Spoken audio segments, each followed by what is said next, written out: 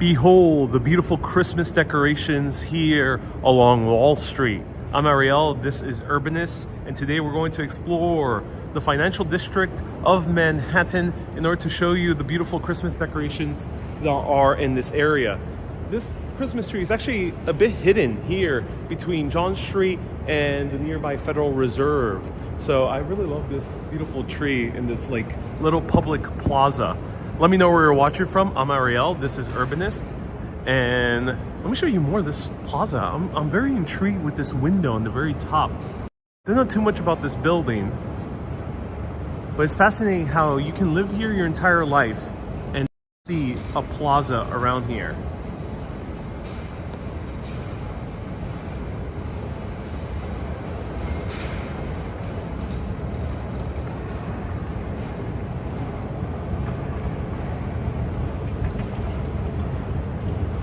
And downstairs is the subway, the JZ train. And then of course, that train station is the part of the greater Fulton Street complex that also connects with the World Trade Center. You basically access every single train. I love also the lights over here, look at that.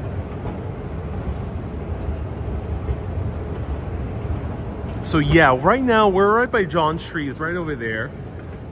What street is this? Let's check it out. And right down there is the Federal Reserve. So let me show you. There's a menorah right over here, but let's get closer to the tree.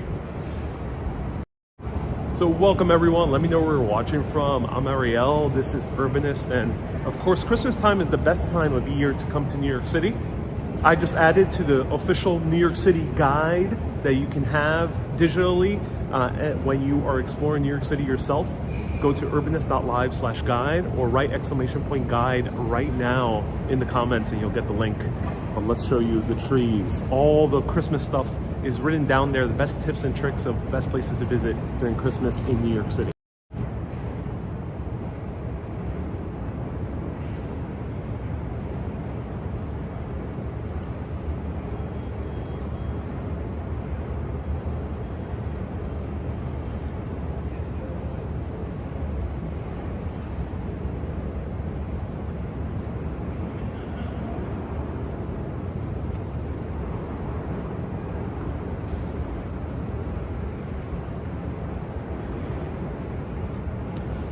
So Kay, Becky, you're saying it's -4 degrees in Ireland. It's freezing cold. I am shocked. I didn't know Ireland got that cold in general.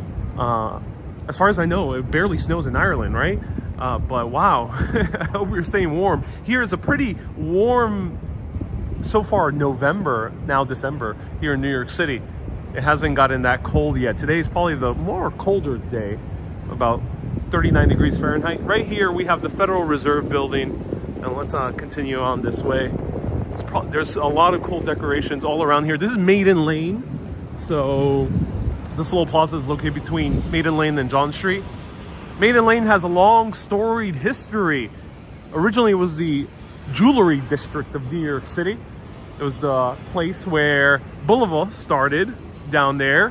So Boulevard is right down there, started right here, what is now this gigantic building. And this is also where it happened, where Jefferson met up with Hamilton and James Madison in order to broker a deal in the founding of the United States of America. And ironically, the Federal Reserve is right over here. Beautiful building, the Federal Reserve. I can't wait to go inside one day. And hello Oleg, nice to see you here. Hello Isabel, still at work trying to leave early. Enjoy your streams of New York City decorated places. Well, I'm so glad you do, Isabel. Welcome. I'm so happy you are a mega urbanist along with a few other mega urbanists. I fell on ice this morning, says Becky. Oh no, Becky, can you please do a Home Alone 2 tour of New York? I bet there's already a few videos on it, but I will look into showing the locations on short videos. Stay tuned. Maybe I'll do a series of YouTube shorts of Home Alone locations. This is a cool view. Alamo says you can't wait to go into the Federal Reserve for a heist. No, I would go completely legally, with the permission of Federal Reserve. I would do it. But yes, this is the location of the huge heist from Die Hard 3 with a Vengeance. Joe says, always enjoy your video tours. Oh, thank you so much, Joe. I appreciate that. I gotta do a video on this building, but this building has stalled construction for the past 4, 5, 6 years, something along those lines, because it's leaning. It's the Leaning Tower of New York, and if they construct it anymore, it could collapse, topple down. So stay tuned for a video on that. I gotta learn about exactly why it could topple down. Oh my God, look. A lot of people are watching the soccer match right now. Who is it? It's Netherlands versus Argentina. Ooh. Let's see, who's winning? Who's winning? It's cool that they have gigantic TV here. That's awesome. Oh my God, more public parks need to do this. Rodolfo says, try Mahata restaurant. I did. It's a really awesome place. It's right down below us. Well, not below. The entrance is below. And Mahata is all the way up in the upper floors of this building.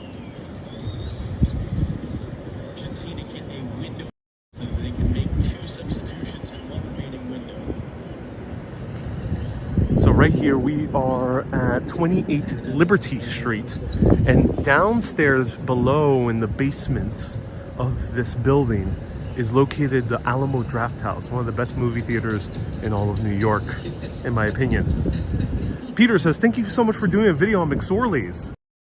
Yeah, Peter, my pleasure. There will be more videos on McSorley's, short videos, stay tuned.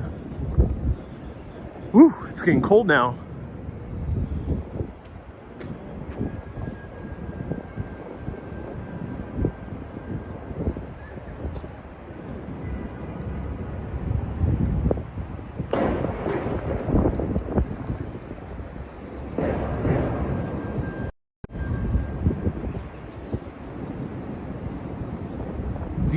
An incredible comeback for the Dutch. Indeed it is. I'm not following what's happening in sports, but that's cool to hear that the Dutch are doing well. What's the name of the theater, says Alejandro? I'll show it to you. It's called Alamo Drafthouse.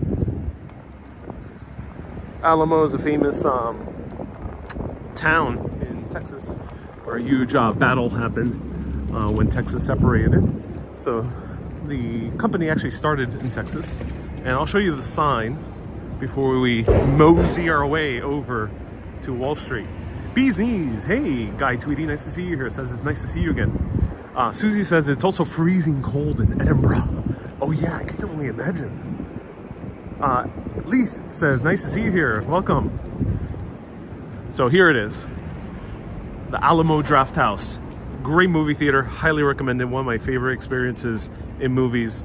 They have recliner seats, and you can also dine in. They have good food. I really recommend their fried chicken sandwich. And they have good selection of beer and ciders and wines. My favorite is the Hudson North cider that they have here. It's like many, many stories down below. I'm gonna take a peek inside here. Usually security doesn't like cameras here. I'll show you. There's also a cool little public area. So if you need a place to sit down and now watch the game, but usually there's not a game playing. You can sit down here, enjoy a nice little lunch if you took something to go, or if you got a coffee. The place is a bit crowded. Want someone a bit quieter, this is a public space, at least during the day. It's really cool.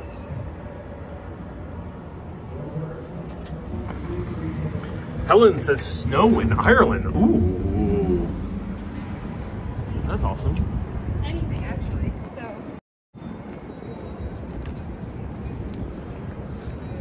Ron says doesn't look very Christmassy at all. Well, you can't expect everything to be decorated.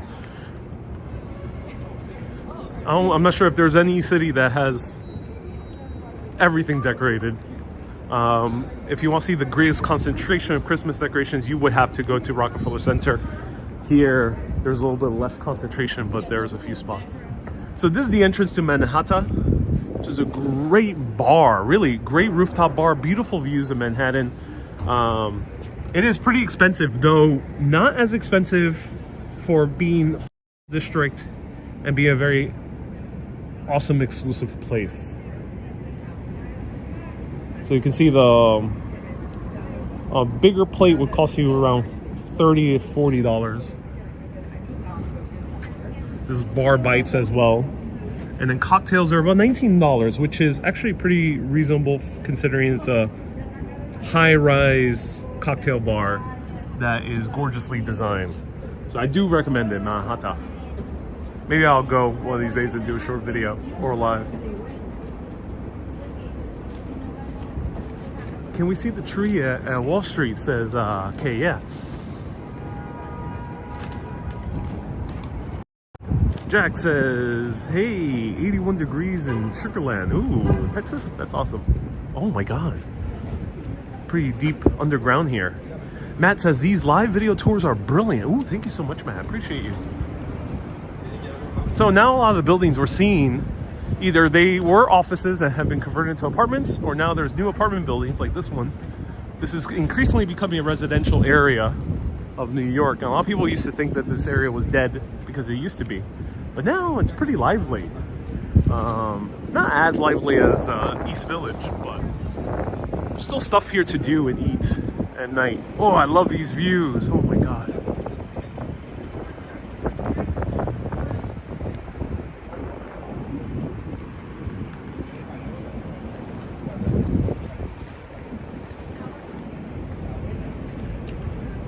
Hello, Ron. Hello, Joe. Welcome, Joe. Nice to see you here.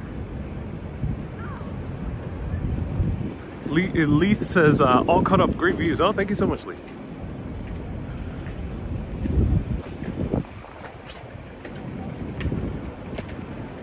Look at this ad. Have a favorite photo? I'll make it into an oil painting. Oh, that's cool. I love that. Lorraine says, I love your live tours. What is that sculpture behind you, says Adam? I don't know. Never really found out what it was. Pretty abstract. There's a lot of abstract sculptures here that were installed, I think, mostly in the 1970s. Leapfrog says, is it worth living in New York? In my opinion, yes. This is the greatest city in the world. Is it affordable? Not so much, but it is an awesome city. If you can figure it out, it is an amazing city. So here we have a little pop-up flower shop.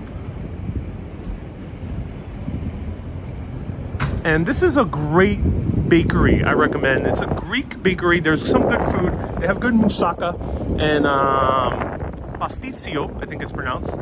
Those two like Greek lasagnas, really good. They have some good frappes as well, freddo espressos.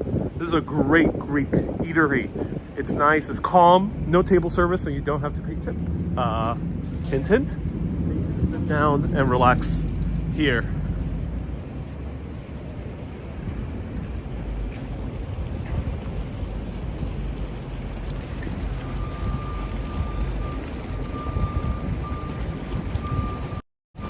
So I had a little bit of a realization as I was searching restaurants to go to, because I'm hanging out with someone, and I was like, oh, well, let me find somewhere nice to eat. And I realized in my guide, I don't have places that are too expensive. I don't have too many restaurants on my guide. And now I realize why.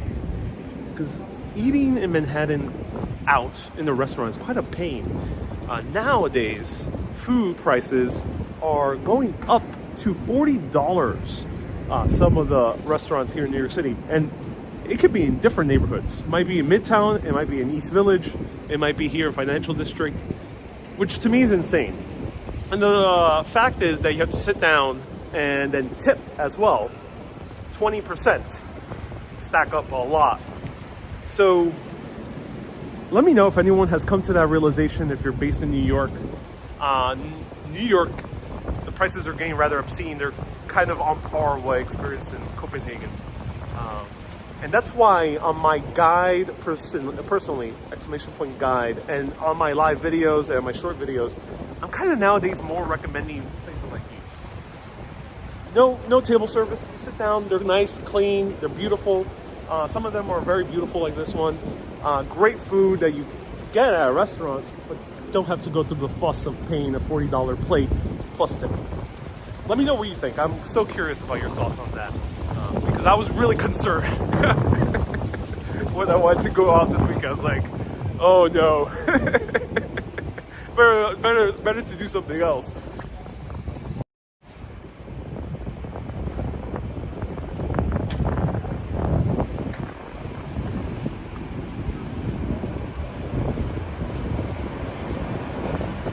ABX Girl recommends average date in New York City is about $150. I would recommend to do a brunch date instead. It's a bit more affordable. Yes, yeah, that's true.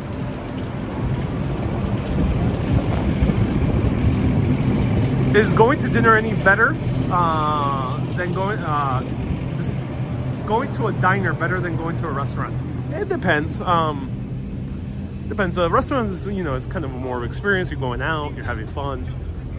Diner is a bit more casual, so it depends. Dora says, if as a tourist I would pay for a nice experience. Yeah, so that is a very good point. If you want to go out, it's better to pay for a nice experience rather than pay just to eat. So yeah, the few restaurants I do recommend usually are the ones that have ambience, great service, great cocktails, great food, and also usually great desserts, all combined. So you can have a great experience in one go, rather than just go to a place. The thing is, in New York, there's a lot of places where the restaurants are very expensive and the decor is shit. It's very minimal. It's like post-industrial decor. The seats are made out of metal. They're like cheap seats, plain tables, and I don't like that the prices exceed what the ambiance is. That's the key. That's the difference between New York and say Paris or Italy, or even London, actually. All right, so we're gonna cut through here. This is a nice little church. Dude, this is very rare that this is open. Let's walk inside.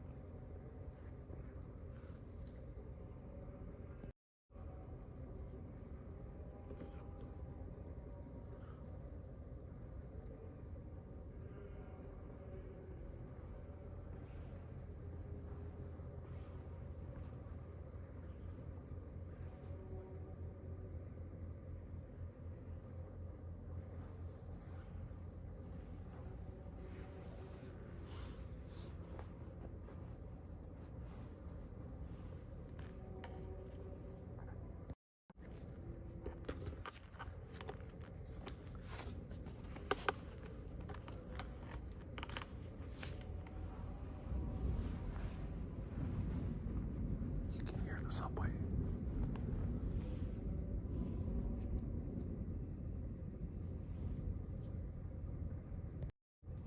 Wow, you were able to hear the subway. That's crazy. Tomorrow is Joe's birthday, Joe Hernandez. He's a moderator on YouTube and Facebook.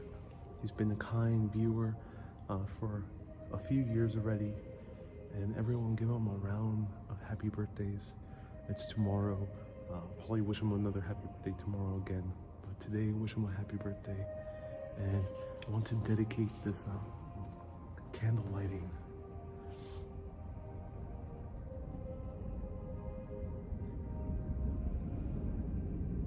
dedicate this candle lighting to know that it's okay. That's what I want to dedicate to everyone, to know that it's okay.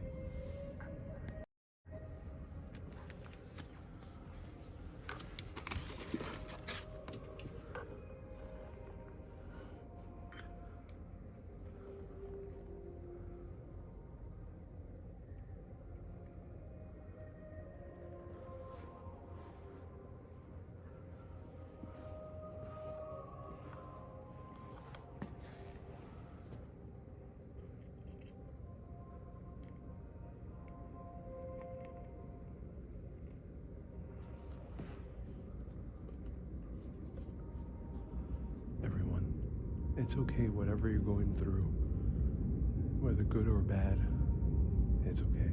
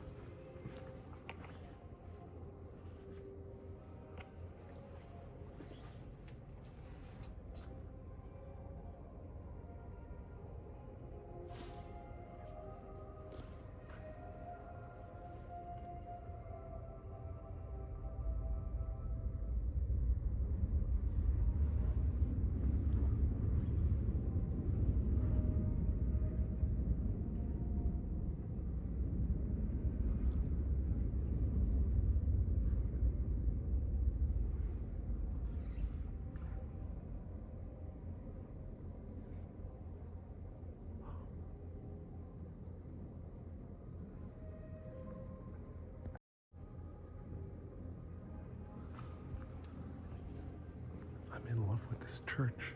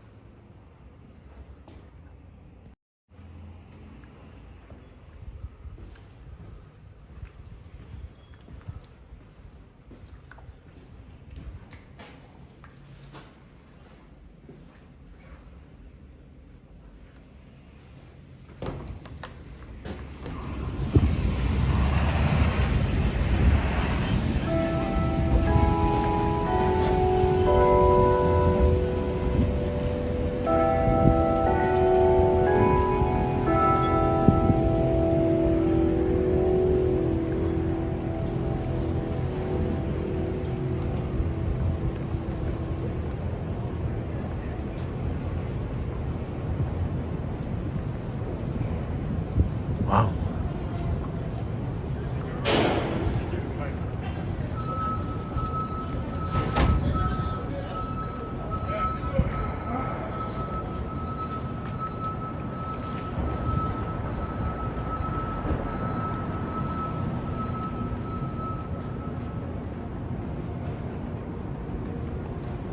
Maverick and Isabel says that was perfect timing. And Ben says, while you walking out, that was perfect. Yeah, with those church bells ringing. Oh, yeah. That was perfect timing. That was Our Lady of Viceroy.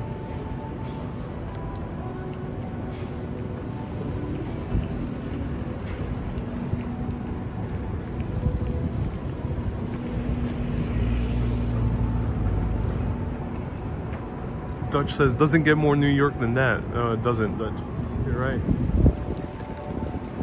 Let's cross over here. Wait, are my eyes deceiving me? We are approaching Wall Street, but this does not look like the Wall Street I've been covering for the past 6 years.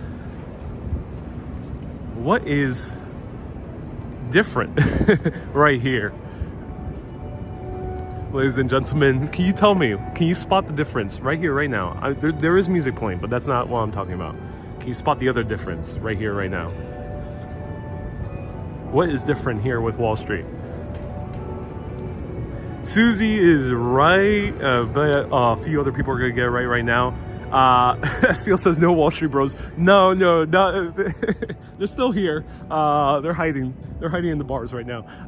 And SantaCon is coming, so they're prepping. But no, it's no scaffolding.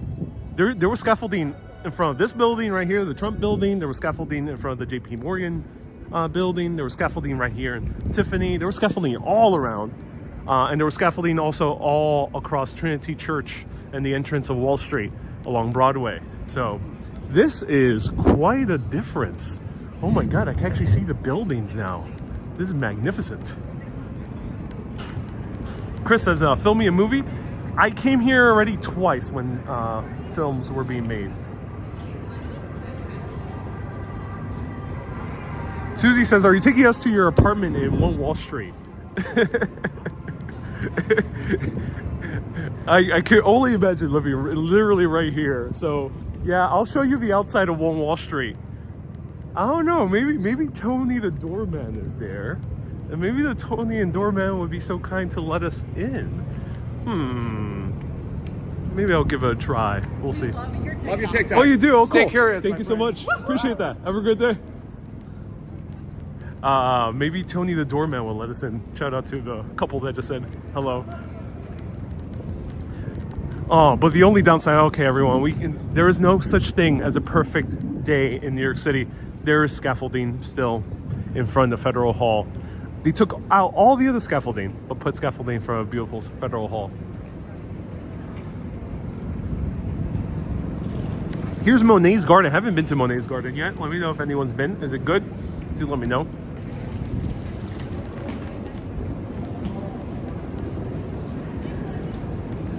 Adam says, how many Trump Towers are in New York? Quite a few. I know of 3, but I think there's a few others. So don't know the exact number.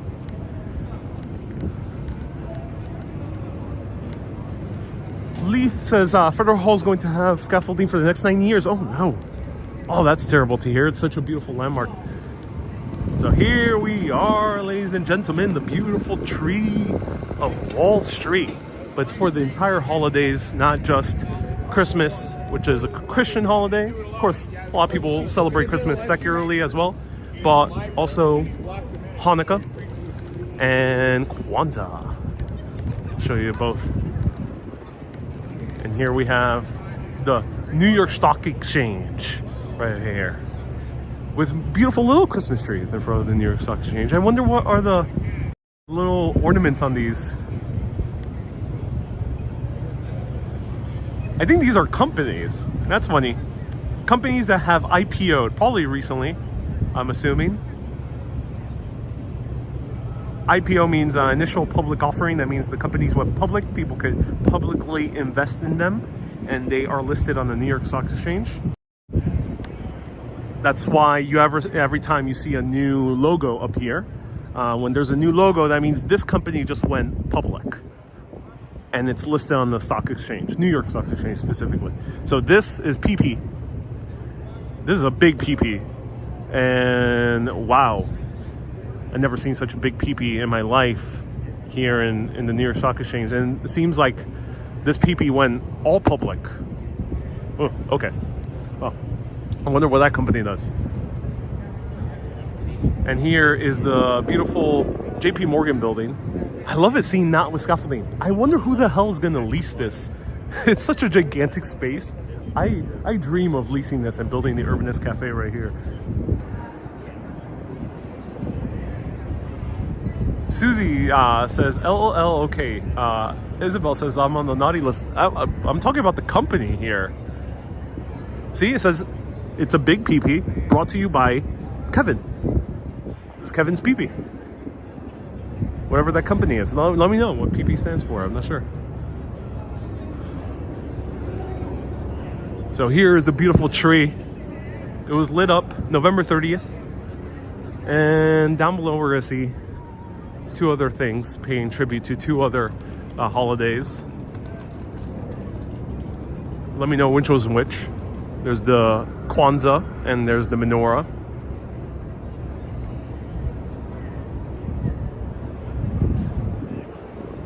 Let's look under the tree.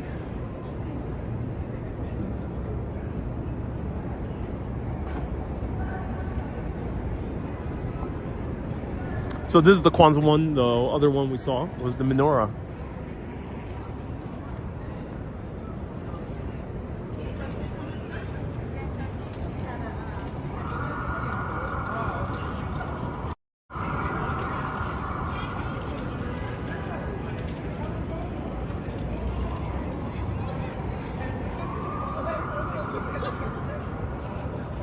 I wonder when these will be lit up. Let me know. I'm not too well versed in Kwanzaa.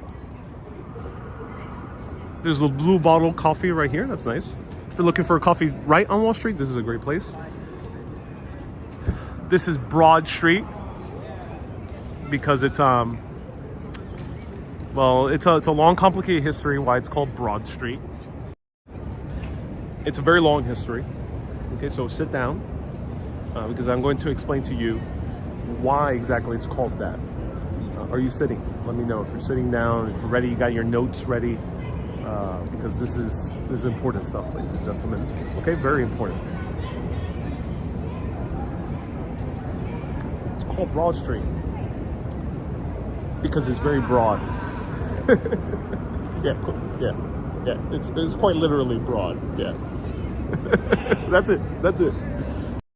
Probably comes from the Dutch word of broad. Do let me know what the Dutch word of broad is. It's a wide street, you know, it's broad.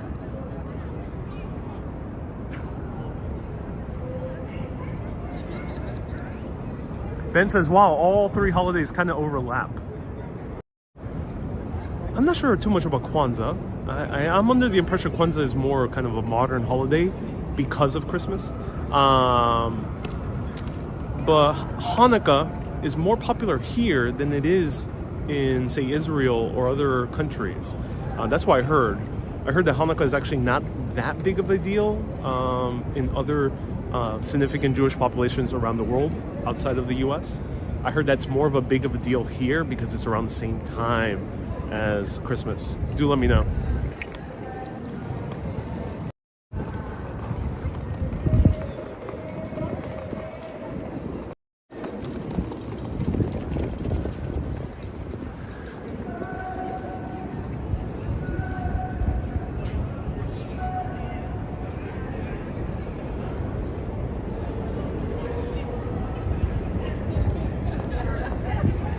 Joe says Kwanzaa was developed in the late 1970s. Ooh, thank you so much for letting us know. Late 1970s, ladies and gentlemen.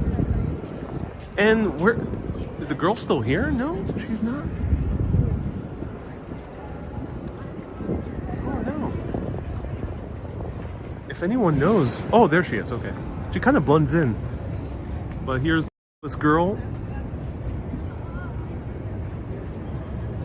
Someone earlier asked me. Why aren't there souvenirs of the Fearless Girl? You might find a souvenir of the Fearless Girl that might be, if you do find it, probably isn't legal. The reason you won't find souvenirs of the Fearless Girl, but you'll find of One Wall Street, is because she is copyright. She was developed just a few years ago by a private financial firm here in the city.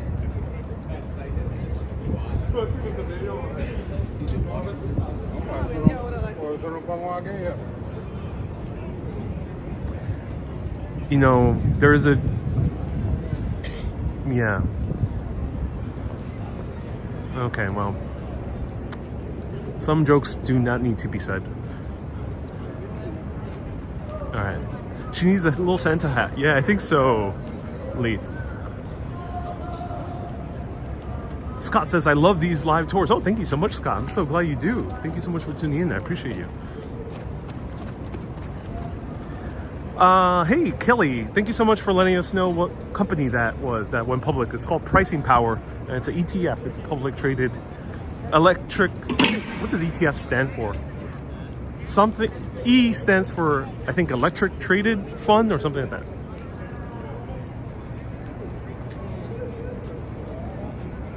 Okay, everyone, we're gonna do now a big Hermes giveaway.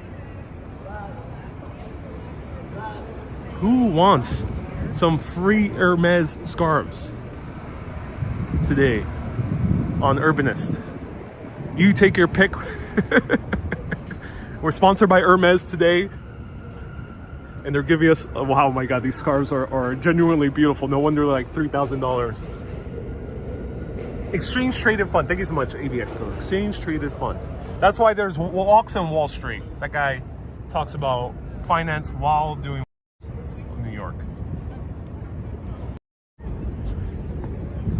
I gotta walk into this store one of these days. I can't do it on live video because it'll be too awkward. But look at that. Wow, gorgeous. Oh my God. So Hermes, very high-end brand that is initially from Paris. They even have the little history here, established in 1837. Originally they were saddles and other horse-related materials, leather goods, and then of course they expanded to $3,000 scarves. Oh my God, I want this scarf. What? Look at this scarf. And this scarf, I think it does not have any synthetic material. I think it might be a silk wool blend, most likely.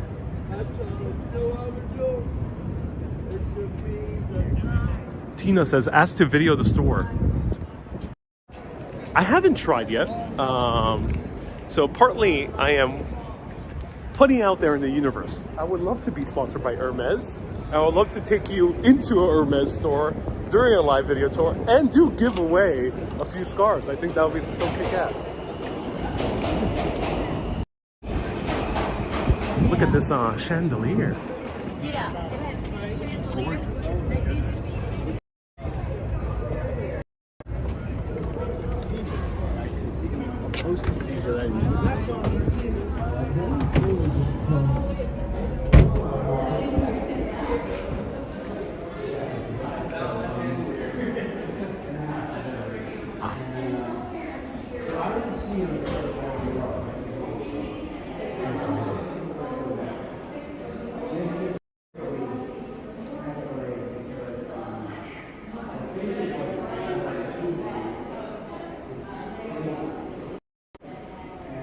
Hey, do you know the story behind the chandelier? The chandelier. How can I help you? What? No, do you know this? It's a private building. I'm just curious. Do you know about the chandelier? JP Morgan. JP Morgan. Oh, cool. Okay. Thank you so much. I appreciate that. Have a great day.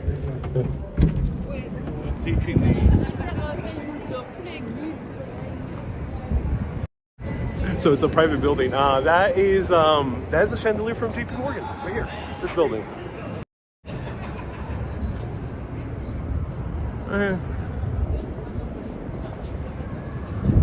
All right, let's see.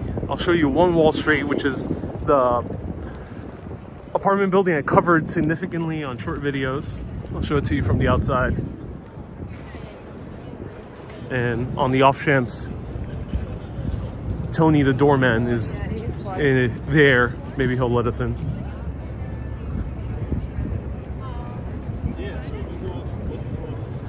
Hector says people in Puerto Rico exchange gifts on Three Kings Day. Yes, they do. Yeah, Christmas extends to first week of January. I'm not sure why people are standing here. Let's see.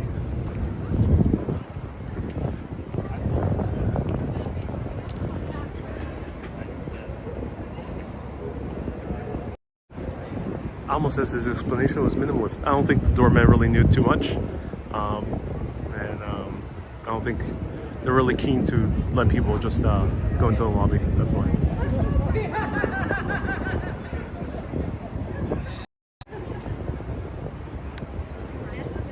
Lupe says they're standing there for you. Yeah. Not sure why people are staring. I wonder if there's someone of note inside. The lights are twinkling.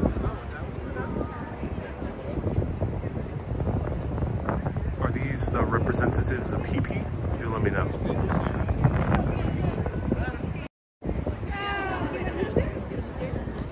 I do not know. No. I'm curious. It seems someone's still in the truck. Yeah. Oh, they're in the truck? Yeah, it seems like it. Yeah.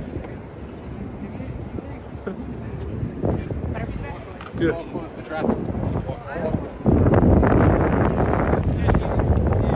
So someone of note is inside because there's a crowd gathering around. It doesn't strike me as Taylor Swift.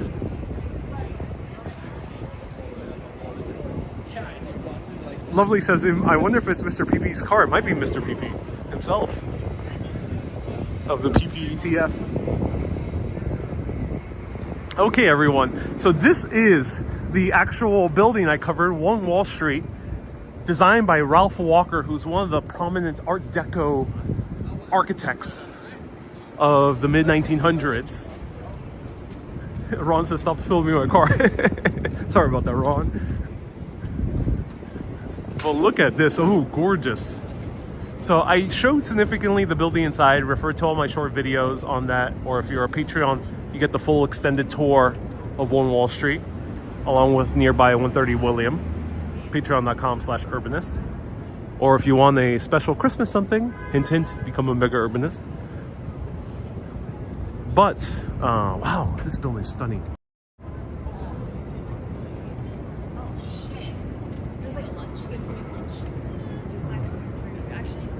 Built around 1931. It was originally an office for a bank trust company, Irving Trust Company, that was.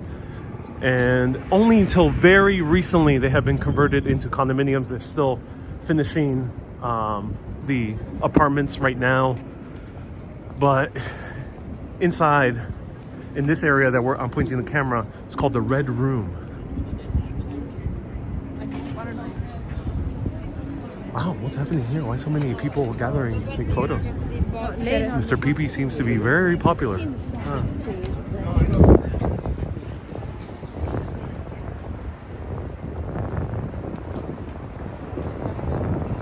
Dia says there's so many history here. Good, bad, and ugly. Yes. Oh yeah, there's a lot of history here. I mean, there used to be a wall, literally here, on what is called Wall Street.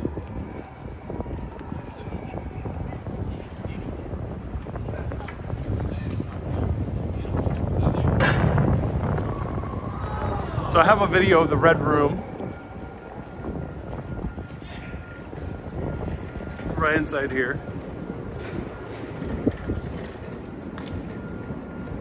Maybe I can pop up the video. So there's a plaque here. It was hard to see because there was a bunch of scaffolding here. So it was very difficult to see any plaques. But here it says the site of the wall of New Amsterdam in 1653, the city of New Amsterdam, which used to be the settlement by the Dutch, erected a wall along the northern edge of the town in order to protect its inhabitants from attack. This wall, 5 to 6 feet high, was constructed of heavy planks laid horizontally and ran from the Hudson River to the East River on the line of the present-day Wall Street. Frequently needed repair, the wall had been abandoned by 1699. Wow, it was only 5 to 6 feet tall. No wonder the Dutch were taken over by the British so easily. I mean, you can easily just jump the wall if you're sufficiently tall enough. Because I'm a very tall 5'2". If I can just... Oh, those Dutch guys. I thought you guys were genius engineers. What happened? I'll show you Trinity Church in a bit.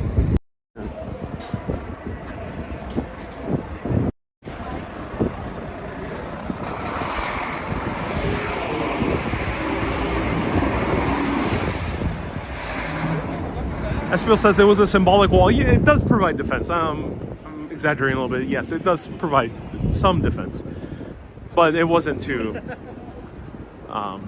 useful because the British just attacked by sea.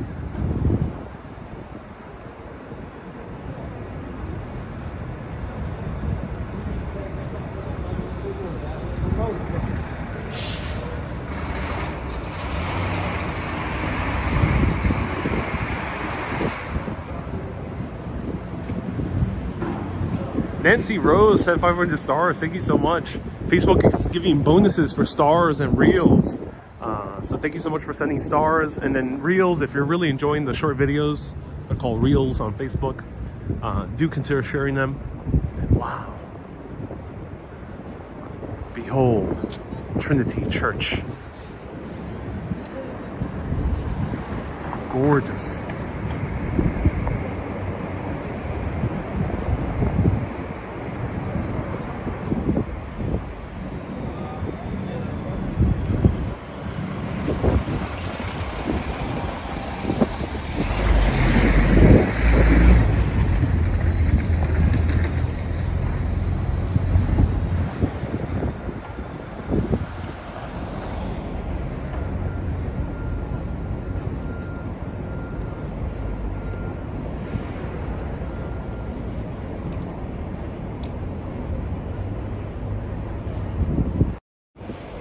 Okay, everyone, I thought I would get lucky and see the doorman who was a big fan of the show outside here on Wall Street, and that he would say hello and that he might let me in.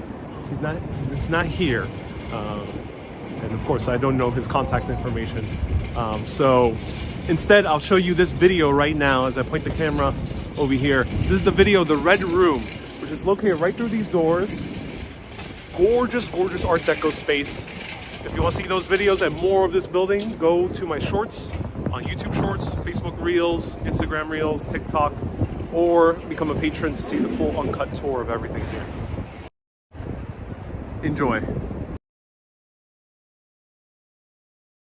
This is one of the most stunning rooms you'll see in all of New York City. Here at 1 Wall Street. Built in 1931, designed by Ralph Walker, it is a stunning array of mosaics that were designed by Hildreth Neer in a stunning Art Deco style. Look how beautiful this is. Well, apparently this is where the bankers of the Irving Trust Company used to smoke all the time. So this was filled with tar. So by the time 2014, Mackalow Properties bought it, they had to painstakingly restore it. So they spent $1 million. This is magnificent to walk around, and if you look closely, you'll see numbers here that designate how the mosaics are set up. Big thanks to Tony, the doorman, for showing me the secret. This is where they would blow the hot air on you. Back then, what they did is they had heat rises, so the heat would be blowing down here, and it would use the pressure from the outside to blow the steam heat on you. It's a part of the new apartment complex called 1 Wall Street. The apartments are also stunning. I could just be in this room all day long.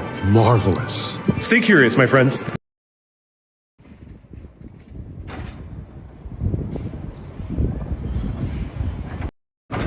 That was it? Yeah. That was the Red Room. All right, let's see what we can see here at Trinity Church.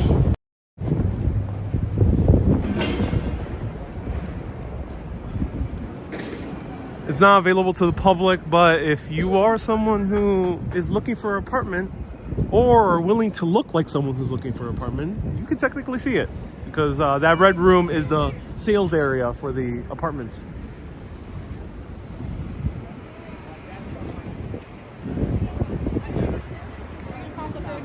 Joe says these shorts and reels are awesome. Oh, thank you so much, Joe. I appreciate that. Wow, I love the lights and the wreaths that they put all along the fence here at Trinity Church.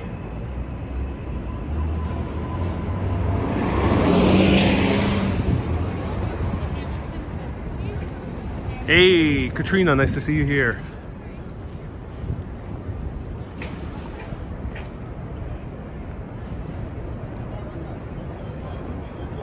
Fresh from the Coven says you make beautiful content. Oh, thank you so much, Fresh from the Coven. I appreciate that.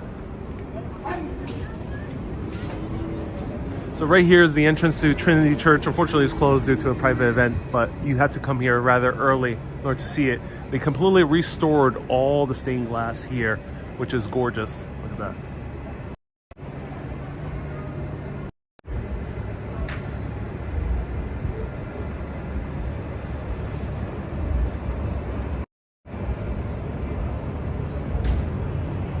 Hey, how's it going? When does it open? It opens at 8:30. 8:30 tomorrow. Okay, cool. Awesome. Thank you so much.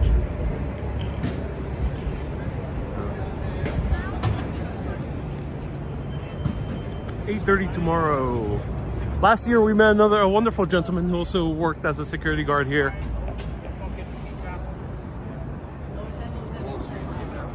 So we came on that. The stained glass is beautiful. It's gorgeous. Yeah. Well, let's get one more view on it.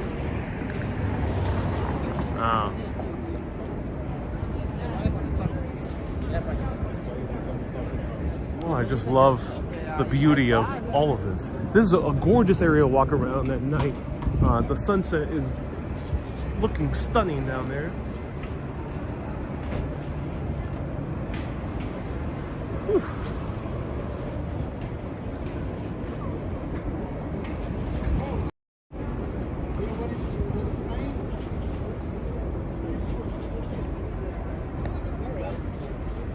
I'll see if I'll come back here.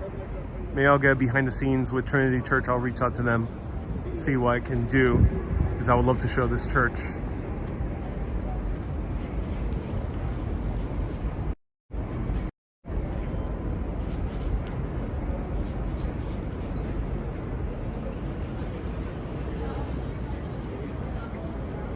I'll show you the views down here. Wow.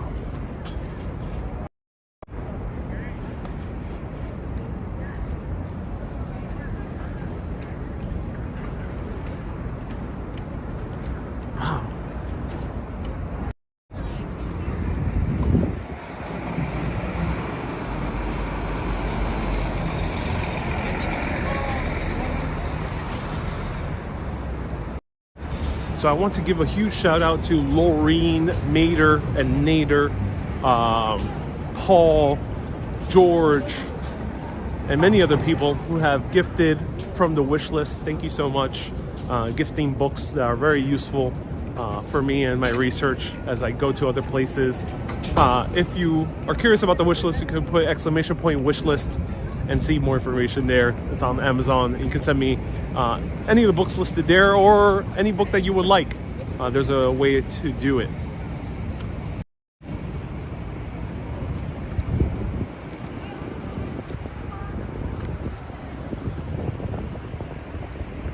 Wow.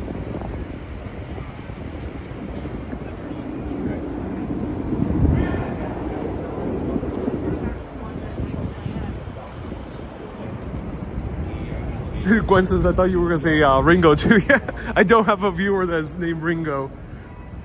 Oh, wow. What's on? I'm going to sneak a look into here. Zoom in from here. Beautiful design in these buildings. Susie says, I'll get you a book about Bushwick. I would appreciate that, Susie. I wonder if there is a book about the history of Bushwick. I do love my New York City books. I am growing a collection of local history books, which sometimes you don't find them widely published. So every new city I go to, oh my God, this is huge. Okay, everyone. I mean, there's quite a few choices now for the Urbanist Cafe.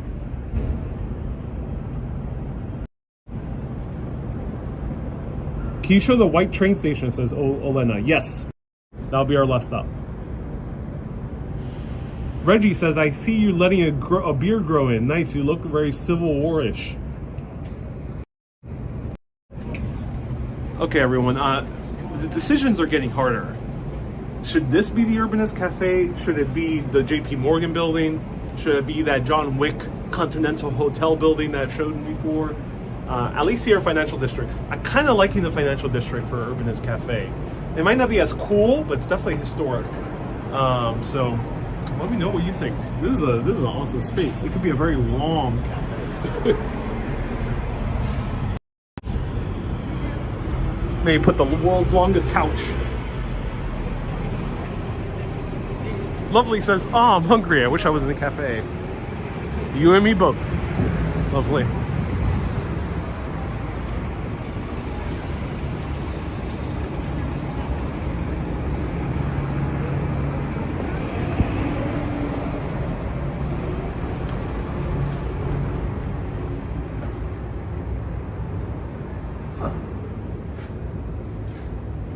there's a secret entrance here. Freight entrance. Susie says, why not have a few cafes? You know, the very essence of what I want to do with the Urbanist Cafe is only one per city. Similar to how Starbucks Reservory used to work like. Yeah, I only want to make one per city. I want to put full focus on just one place. Lovely Lyric says, I love having dinner with Ariel. Oh, I'm so glad you do. Kat says it's a toss-up between John Wick and the Whitehall. Yeah, yeah, it is a toss-up. Oh, lights. And I have a camera. And this is action.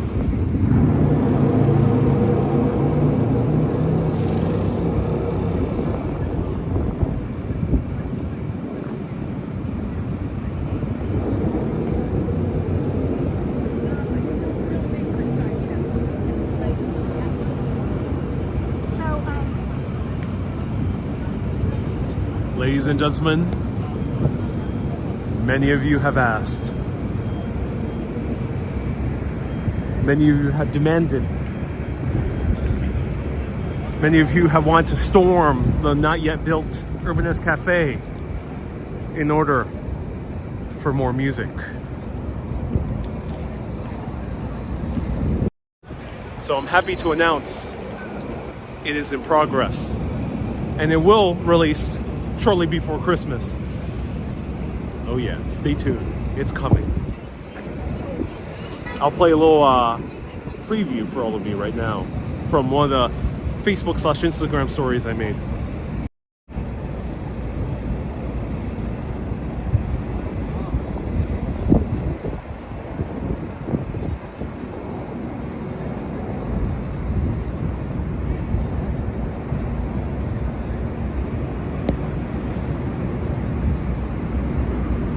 Many of you have asked for it, and it's coming.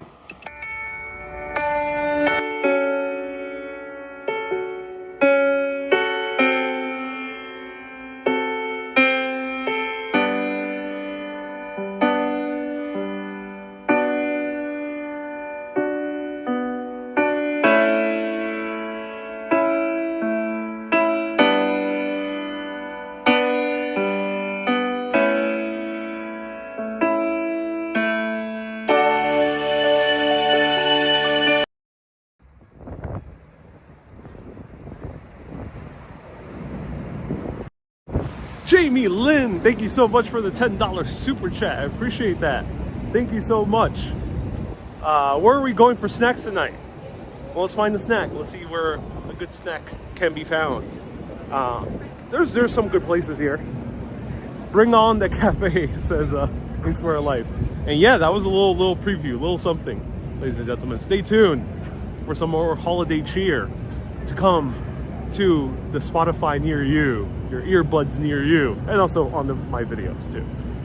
Stay tuned for that.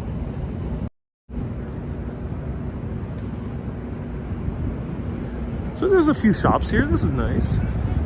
So here, this is Zuccotti Park, and Zuccotti Park was the main center stage of the Occupy Wall Street movement after it was moved from Wall Street. People camped out here for weeks on end. I think it was a few months. But nonetheless, it's always decorated with these beautiful lights. And you'll find on occasion a few stores around here, like ornament stores. A few of them are closed at the moment, which I'm kind of shocked. Liz says, what was the wish list you mentioned? I gotta make an easier link, but if Kay could put the link down on YouTube, just write ! wish list. Because I know some people have wanted to send me a book or something special. I have it through Amazon. I don't have a public mailing address nor a P.O. box, but if you do want to send me something through Amazon, I'm happy to receive it and happy to cherish it. Books about history, about something interesting about cities around the world and New York are always very, very useful for the show as well. So yeah, thank you so much. I appreciate that. So Jamie Lynn, thank you so much for the right here.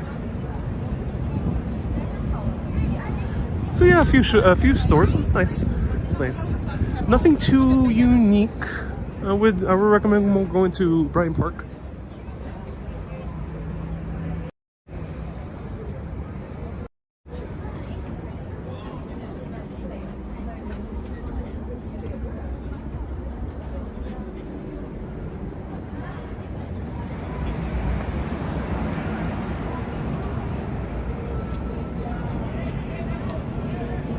Oh, I got me.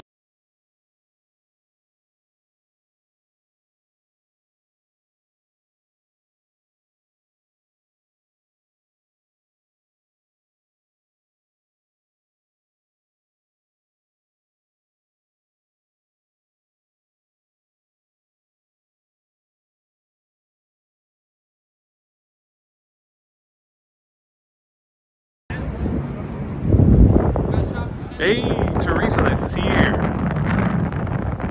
I go strictly by Ariel. Never go for a shorter name. So thank you so much, everyone, for saying hello.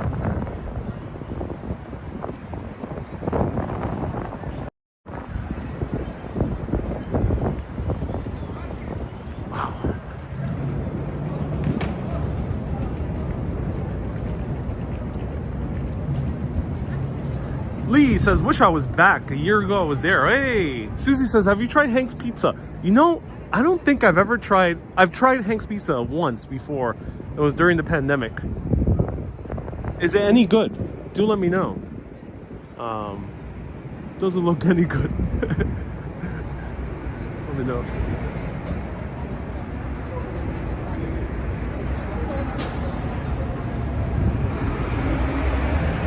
Yeah, let's try it out. Let's see.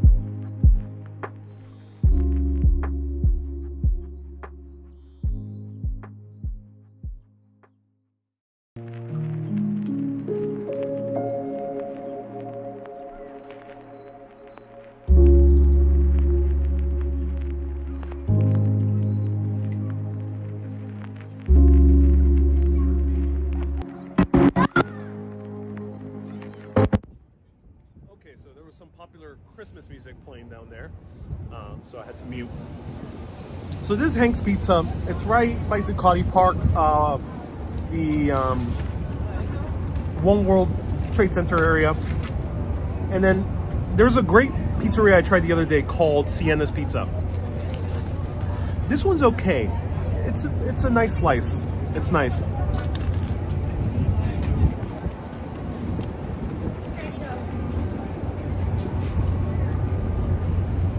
Good slice. There's Fontina cheese on this slice, which I like. Great hearty, chunky tomato sauce. The bread is a bit thick, which is good if you want to get filled up on and not get so many slices. Cost me $5.72, so nearly $6. The place nearby called Sienna is better. This one's not as good, but it's still a nice, okay slice. I would recommend.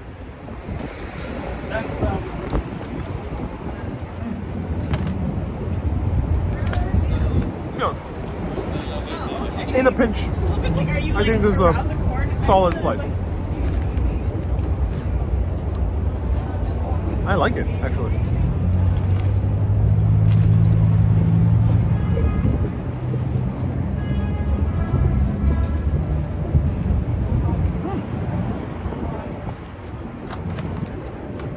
Love your video, says Barb. I'm so glad you love my videos. Not a big fan of pizza, but that looks nice. Yeah, this is actually a pretty nice slice. Yeah, nice slice. It doesn't like wow me, but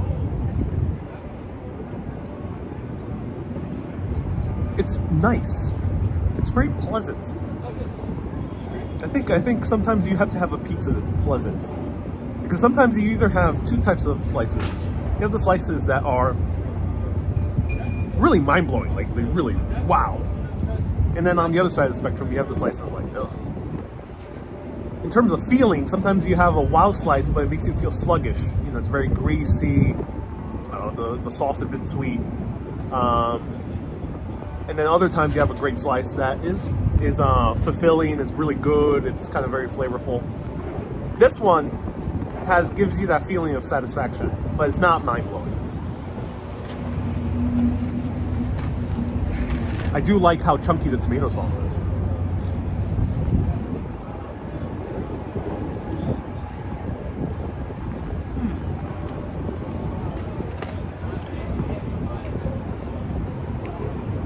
Katrina says, I like the thin slices with spinach on them. Yeah. Yeah. Susie says it's a pleasant pizza. Yes, it is. $6. It is expensive, but consider where we're going. Where we are, I mean. Yeah, you get where you are. But let's investigate. Let's see if the other place is better. Liz says, fueling your walks. Yeah. So right now we're at Trinity Place and Liberty Street. Hank is not Italian. No. No, almost everyone here was Latin American, maybe Mexican, Central American, maybe Ecuadorians. Can't quite tell, but Latin American for sure. Lee says, it looked like it was growing on you. It did grow on me, yeah. Sometimes there's a lot of slices out there that make you feel yucky after eating them. Kind of sluggish. Yucky's not the best word. Sluggish. This one doesn't, which I like.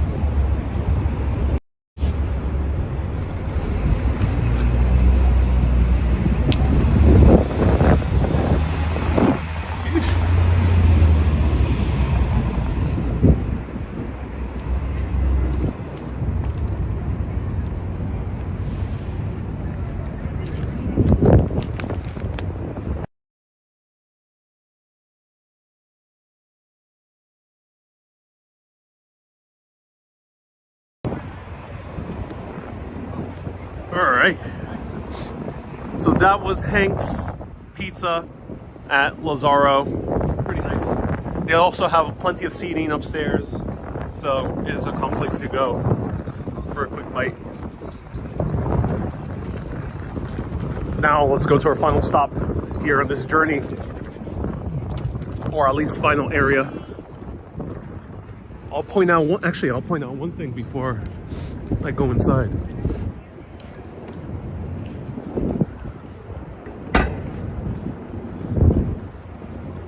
Right here, St. Nicholas Greek Orthodox Church has finally opened. It's a national shrine. I already have one short video on it that shows you the inside. I got more short videos coming up of the master chanter singing some Greek Orthodox hymns. And also we have a video coming up about the engineering of the building, which is now currently known as the most fortified church in the entire world. Yep, literally. So stay tuned for that, because that's to be a ride. If you want the full access tour, that's coming up very soon on patreon.com/urbanist, or as a YouTube member, pressing that join button. Facebook supporters also get access. But we'll return to that. The master chanter was a really nice guy. He said maybe we can return for a live video later in the month. So stay tuned. Maybe we'll go on live as well. But let's go inside here to the Westfield Mall area, World Trade Center. There's some indoors, because now it's getting freezing cold out here.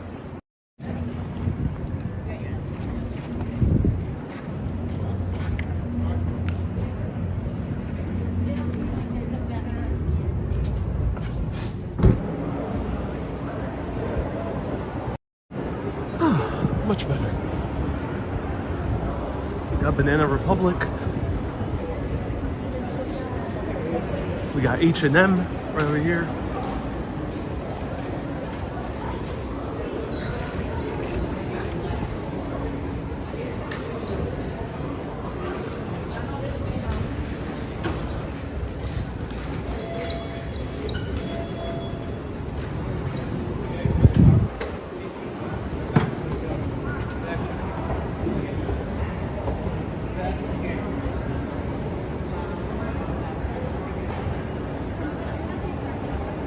He says that is a beautiful church. Can't wait to visit. It's open currently to the public. Yeah, during the midday. What's the white dome behind you outside, Robin? That was the St. Nicholas Greek Orthodox Church. I already have one video on it. More videos to come. Scroll back on your Facebook reels. You'll see them.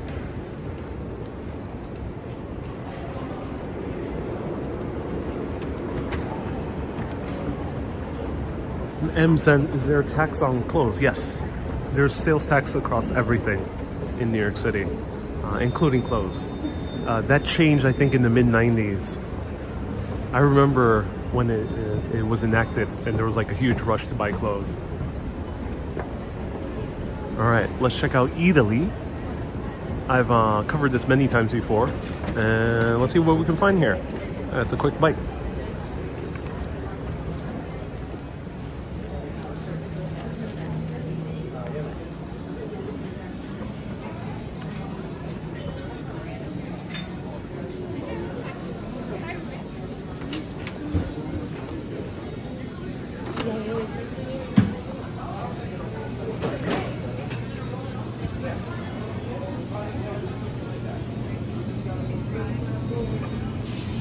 So this is a huge area to buy great food. I do love Eataly. Lots of Italian cheeses, bites, pre-made foods, beef. You can buy it from local butchers as well. Really nice. A lot of great cheeses. If you live here or stay here for an extended period of time, it's a great place to do some grocery shopping. It's a bit expensive for basic groceries, but especially if you're cooking pasta or want to buy some great pre-made food, this is a great place.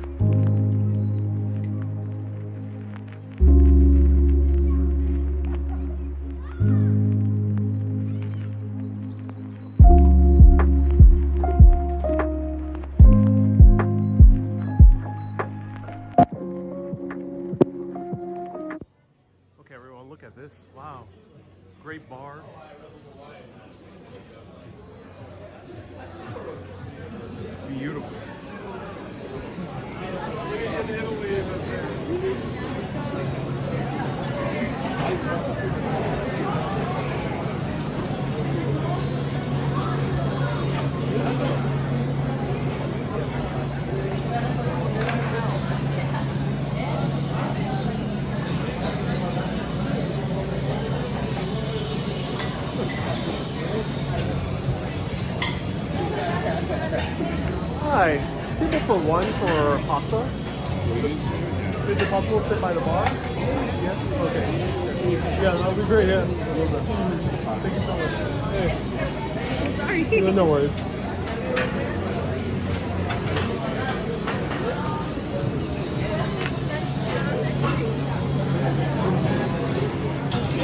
Thank you so much.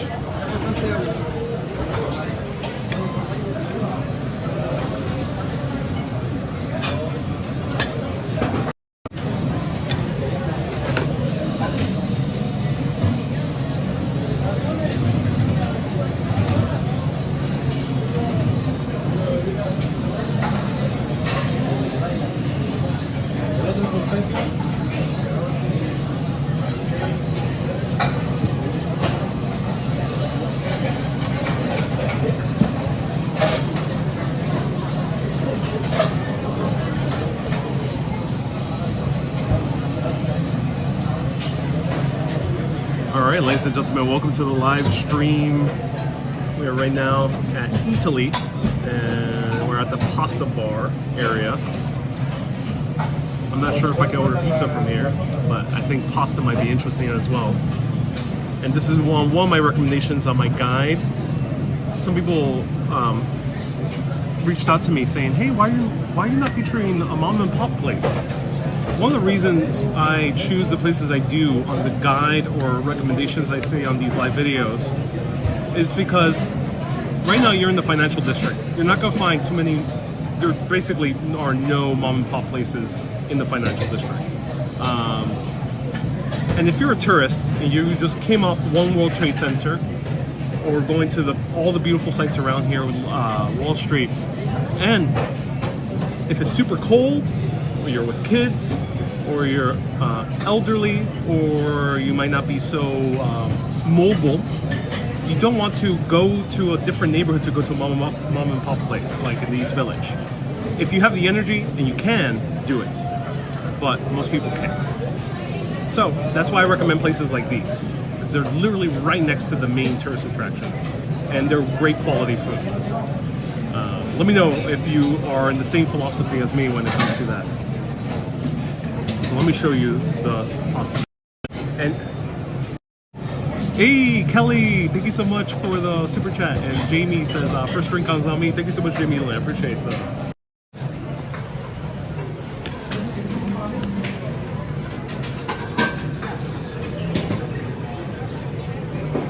Oh my God.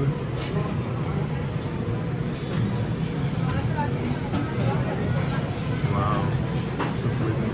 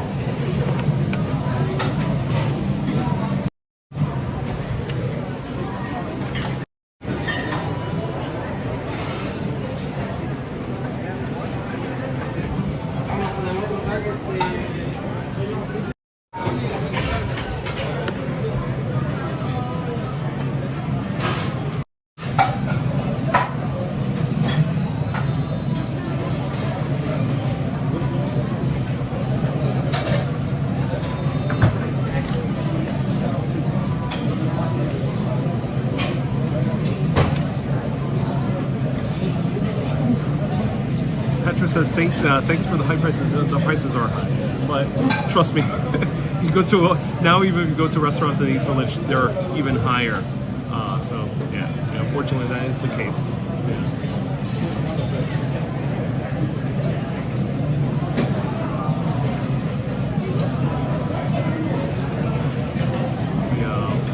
Wait for a server. M. Zambrano says, will you be drinking alcohol? Yes, I will be, yeah. I just ordered an anchovy pizza for delivery, says Teresa. Oh, that's good. At a pasta bolognese for lunch. Is it coincidence? You know, some things are meant to be. Susie says gnocchi for me. Gnocchi is good, yeah, gnocchi is good. Gnocchi is a good choice. There's a lot of good choices here.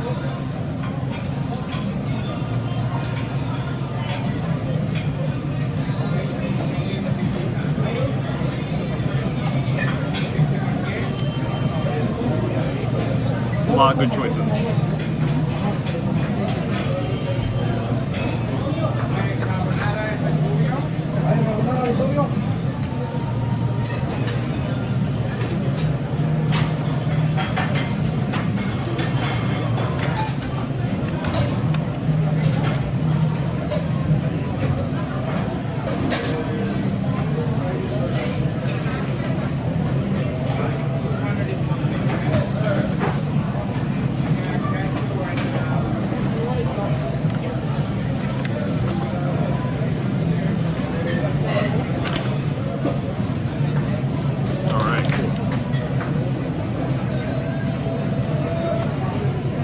Joe says, how are the prices? Pastas are between $20 to $30. There's one that's like $35. And then drinks, cocktails are between $14 and $18. Not too bad. And then wines, cups of wines are between 14 to, there's one that's $35. But most of them are around the late teen range. Yeah, it's not too bad. Jamie Len says, yeah, you find good places. Yeah, this is a fun place. There's also a variety of things here to eat, which is great. Yeah. Tina says, this is located in Westfield. It is indeed. It might be Red Baron Pizza.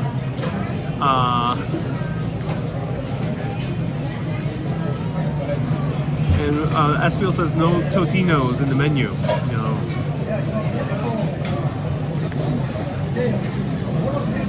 And Lovely says I should put my DiGiorno. Indeed you should. I'm kind of in the area where I don't think they're serving that frequently, so I'm waiting for a server. Bear with me.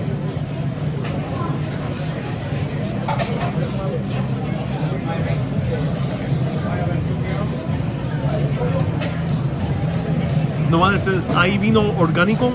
Aquí is there organic wine.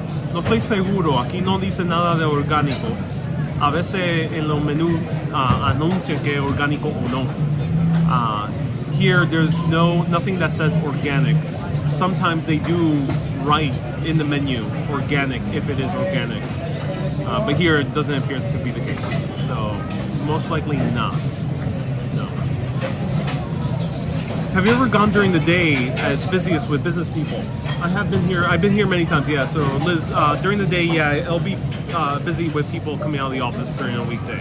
At night, it's busy with tourists. It's pretty much busy all the time, Eataly. And there's 2 of them in the city. The other one is in Flatiron. Jamie and Lisa, do they have Wi-Fi? They do have Wi-Fi, yeah. I think,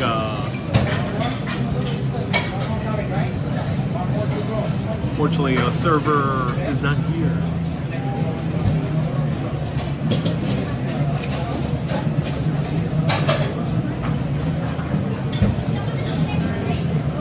Excuse me. Excuse me. Would it be possible to get a server? Thank you, sir.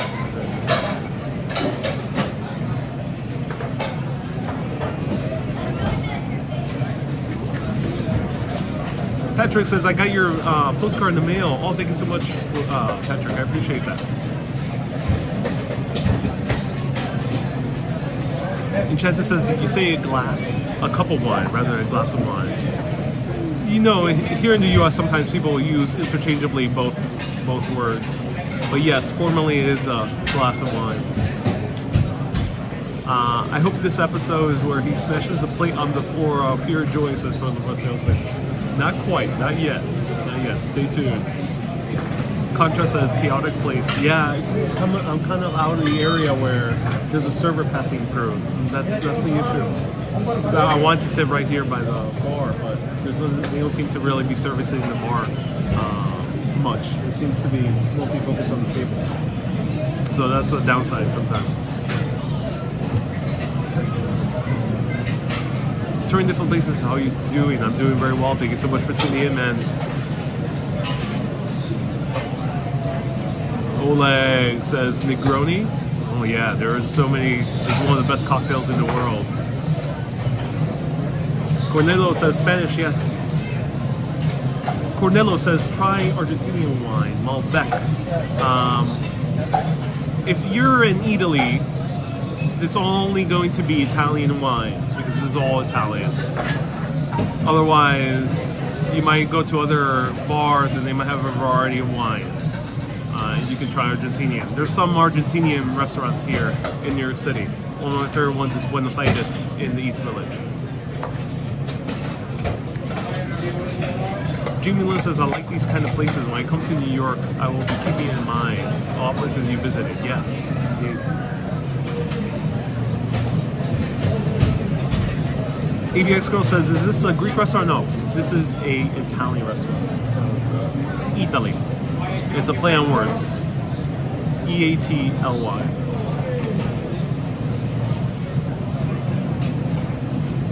Susie says, I would love to see you have French food at La District. Oh, I haven't tried it yet. They don't. Unfortunately, that area isn't so kind to cameras, so it's been very hard to cover that mall. Sometimes I do it, but it's usually quite a pain.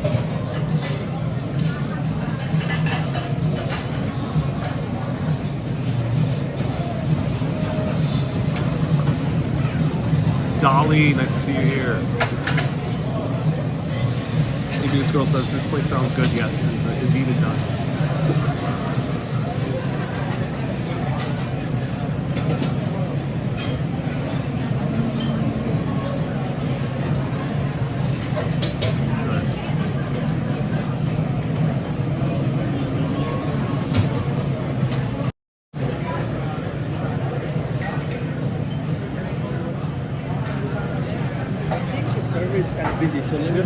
I would love that, yeah. I'll have the Negroni, please. And I'll have the ravioli d'Azuka. That's about it? That's it, yeah. You like some water? And tap water.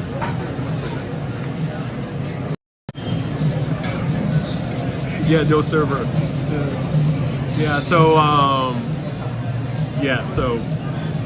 that is the risk you take when you sit at a place where not that many other people are seated. It's happened to me a few times. And generally I do that just so I won't be crowded with a bunch of other people around me. And that's why I tend to say, hey, let me sit that seat where it's like kind of far away from people. Because it's a bit awkward sometimes to be sat doing a live video. No, it's a bit awkward sometimes to be sat on live video alone, right next to people. Sometimes it's more awkward than other times because sometimes you have a couple that's very silent. That's always the most awkward. But sometimes you have families very silent. Thank you so much.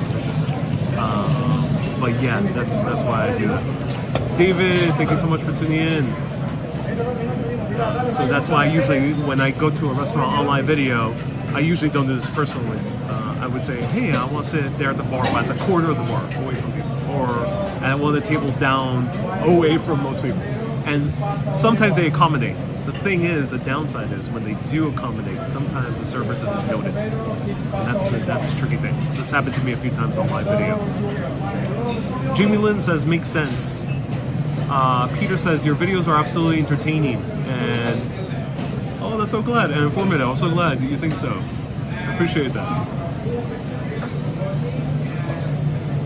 Contrast says, what will you be ordering? You might have heard it, but stay tuned. I'll explain everything. Oleg says, waiters have tried not to disturb the man with the camera. That sometimes happens, Oleg. So Oleg is mentioning how a waiter might not want to disturb as you're filming. That might happen. Yeah, that sometimes happens. There's sometimes a confusion there. Because they think I'm maybe filming a vlog and they're waiting for me to like kind of put down the camera so they can come and serve. Yeah, that's the confusion. That's why it's no easy task to go into restaurants while live streaming. That's why you don't see many other live streamers do it. There's a few of them, very, very few, that do walking and going to places. How is this compared to the museum restaurant you went to? Says Ron. Oh no, that was a different thing. Ron is referring to the Sweden's Vasa Museum. Is there other dark history you can share with us? Not particularly here at the moment. The darkest place that I could cover was at the JP Morgan building, which you saw earlier today, and that was the place of one of the biggest terrorist attacks in American history before 9/11. Kelly, so Kelly is asking about dark history. I'll tell you one bit. We visited the JP Morgan building. We saw the gigantic chandelier at the lobby at the next door building, and that was a building that someone tried to bomb back in September. I think it was September 9th or early September 1920, I think it was. I forgot the exact date. But there was a horse and carriage that came rolling in, and then suddenly a huge explosion happened. There was a bunch of bombs in the back of the horse and carriage. Shrapnel everywhere. Many people died. It was like 35, 30, 36, 37, 8 people died, somewhere along those lines. And then over 400 people were injured. But apparently the main target was the JP Morgan building, which we saw. And the only thing you see are some scars on the building. It's not decay, it's actually the shrapnel from those bombs. However, the JP Morgan building basically was unharmed during that attack. So they maybe weren't successful, but no one knows because they never caught the assailants. I have more about that history. Search Urbanist Wall Street. You'll see a video on it. Lovely lyrics. Thank you so much for tuning in. I had to resubscribe. I never got notifications. This is such a classy live stream. I wouldn't just forget to notify for your channel. Oh, thank you so much. Yeah, sometimes that is a glitch. Sometimes you're not notified on my videos. I do post a lot, so I think that might be sometimes why it doesn't notify everyone. Very difficult to keep a live stream out there and have huge respect for what you do, says Katrina. Thank you so much. So everyone, this is the last official stop here. We're gonna enjoy some food, enjoy a cocktail, so feel free to ask me anything about New York, about travel, about history. Happy to answer. Eataly, I do recommend it. For eating out, this is the better one in my opinion, because you have views of World Trade Center right behind you. I sat here by the bar, which is nice, so you can see them cooking, but this is awesome for views. They have the Firenze bar right there. It seems a little bit more classy for a date night. And that's why I recommend it. You can actually see the white dome right over here. So you see the white dome over there of the St. Nicholas Greek Orthodox Church. So it is a great place to come and hang out. The other one is more closed off. It's in Flatiron, so I like there for shopping, but not so much for eating because there's no windows, and basically no windows in that one. It's pretty closed off. This is in the interior of a much larger former industrial building. Susie says, I've been getting notified about your shorts. Hey, I didn't know YouTube notified about shorts. I think that might be the reason why sometimes people don't get notifications. I'm posting a lot of shorts.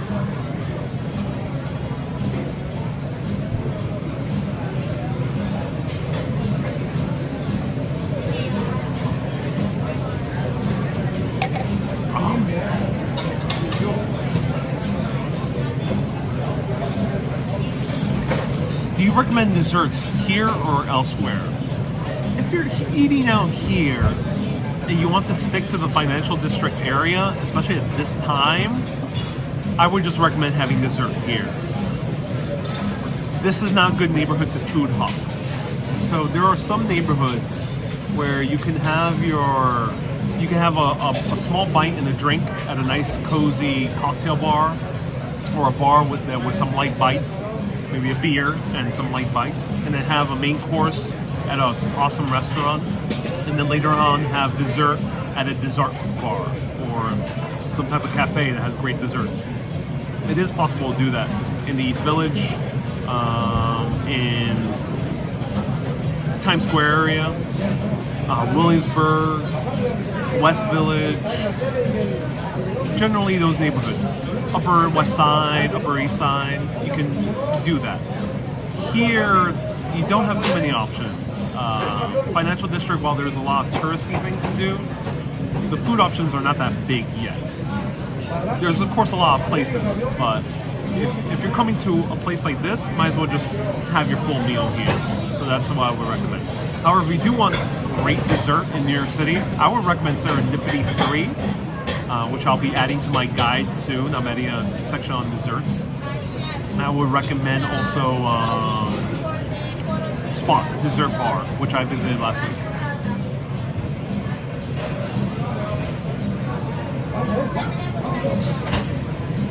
Cornello says, is tap water safe to drink? Yes, tap water. New York is basically world renowned for having the best tap water in the world. In New York City, the tap water comes from the mountain ranges in upstate New York. Do remind me the name of the actual reservoir. Croton, the Croton Reservoir. From upstate New York, more than 100 years. So you're actually drinking mountain spring water here in the middle of the city.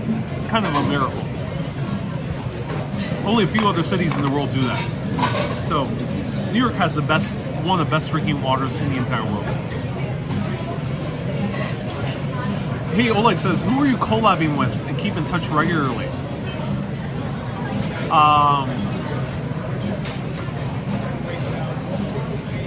don't have like a consistent collaborator right now, but I've featured a lot Megan Lynch of the Morris Jamel Mansion. It's been awesome collaborating with her, and it's been awesome going to these places. Like I collaborated with David Pera, real estate agent. He got me access to 3 buildings. Maybe he'll get me access to more buildings. Maybe you'll see a little bit more of him in future videos. And then it was awesome to go into the church because the master chanter, Dimitrios, reached out to me because he loves my short videos, especially on Instagram. And it was awesome to collaborate with him. And recently I found out that Mike Birbiglia, famous comedian, follows me on Instagram. I just followed him back. Let me know, should I reach out to Mike Birbiglia to do like a behind the scenes of his new show at Lincoln Center? Maybe he'll say yes. Who knows? Maybe he'll not respond. Who knows? I reached out to Casey Neistat. He hasn't responded yet. Crossing fingers. John says, bring your best selves to the chat. Best selves, yes. Bring your best selves to the chat. Kelly says, I never knew about New York drinking water. Wow. Yeah, the entire water history of New York is fascinating in of itself. And I have like an entire live video that I talked about the entire epic history of water in New York. It's super fascinating. The oldest bridge in all of New York is in Uptown Manhattan. Thank you so much. All right, here it is, a Negroni. There's a good wine list here. The wine here is between $14 and $20. A Negroni is $16. Let me know your thoughts. Well, sometimes I don't see. I prefer, if the price of wine is almost the same as a cocktail, I prefer the cocktail. If the wine is cheaper than the cocktail, then I might have the wine. Maybe. But that's why I like a Negroni. But cheers.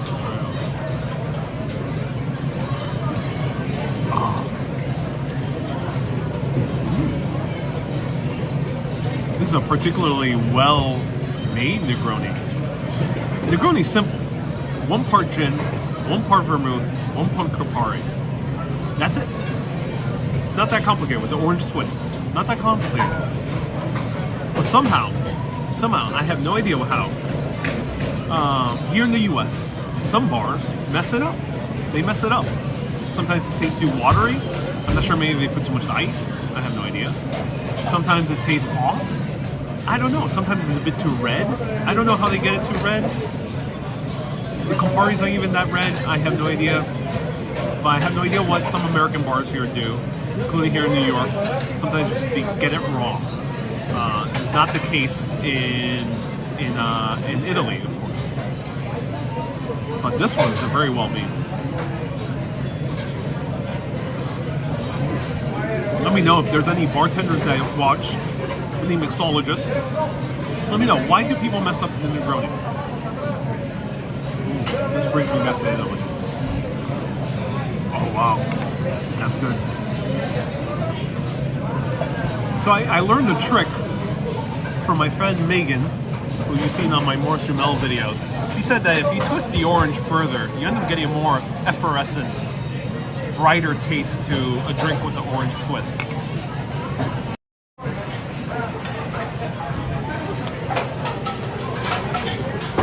So if you actually twist it, I'm doing this.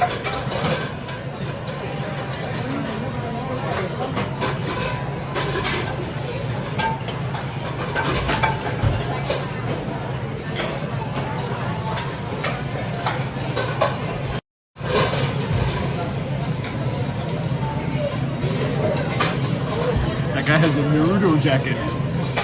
So probably if you do that, you get more effervescence. Yeah, it works. Oh, I love Negronis. Hey, Oleg, nice to see you here. Hector recommends me trying Patsy's Pizza. I have before on my live videos. They're amazing. The original one in East Harlem, Spanish Harlem, is amazing. I do recommend it. The pizza is actually not that expensive.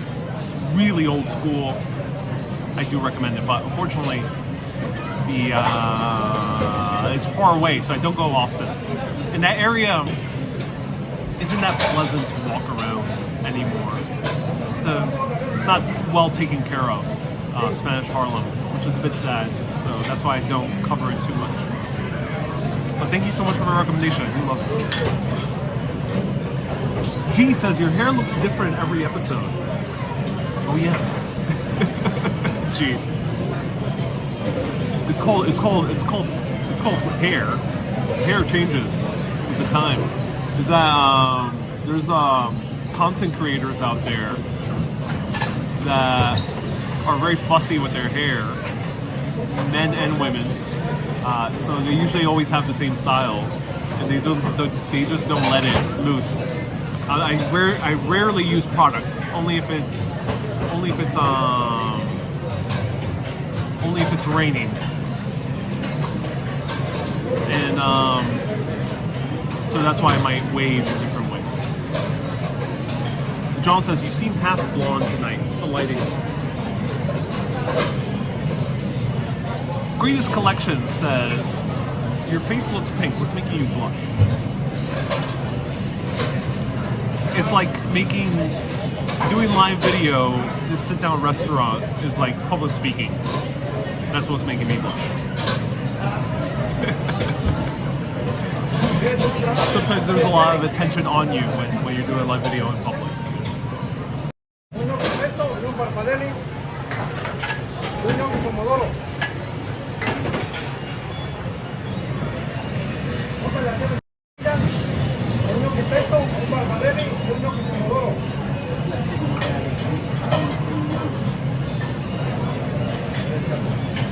Lovely says the alcohol got his blood flowing. That too sometimes, yeah.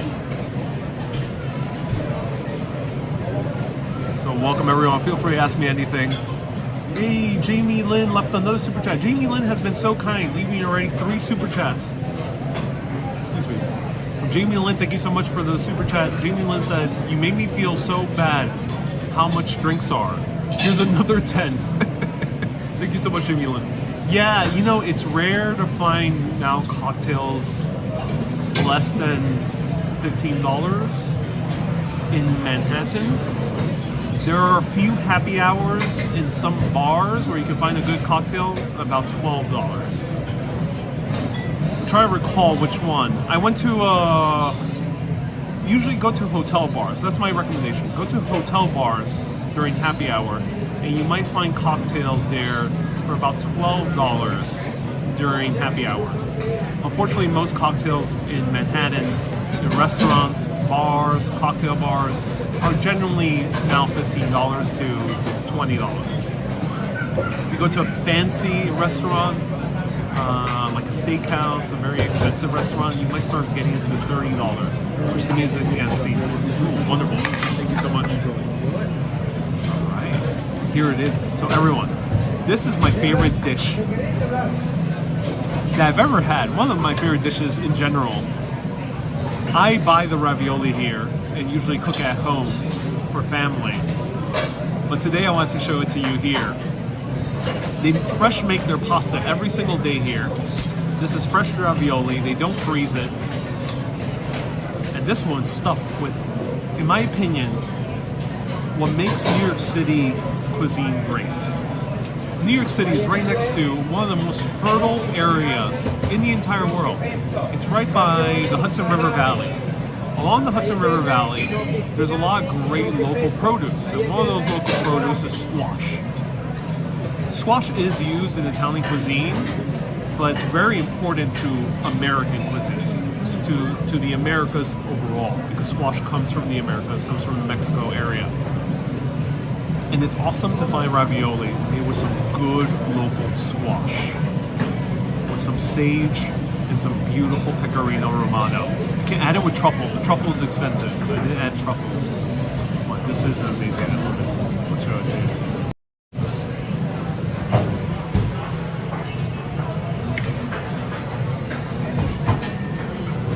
Right there.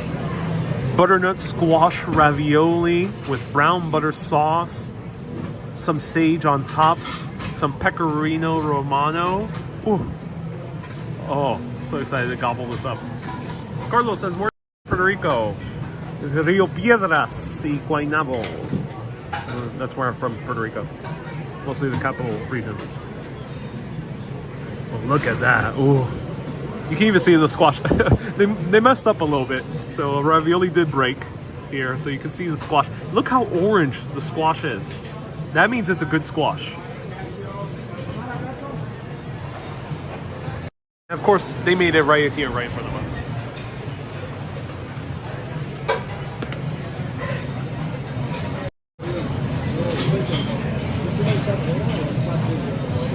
So,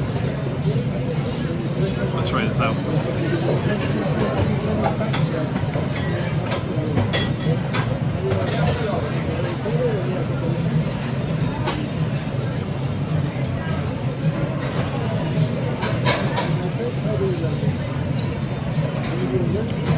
Wow.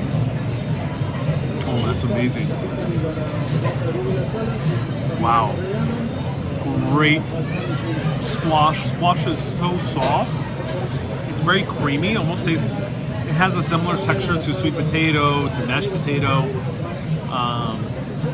But it has a different, slightly different quality to it. It's almost like, to me, it almost tastes like a mixture between sweet potato mash and carrot mash, kind of together.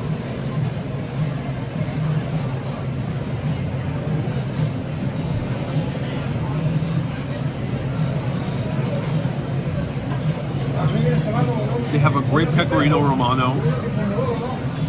This one's not super sharp. I think they could have gone sharper with the pecorino romano, but lets the butternut squash speak on its own.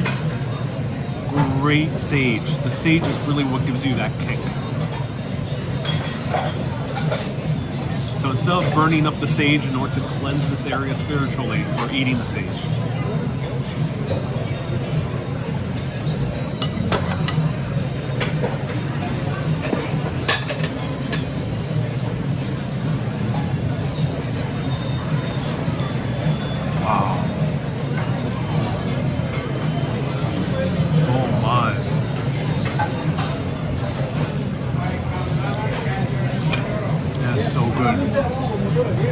highly recommend this.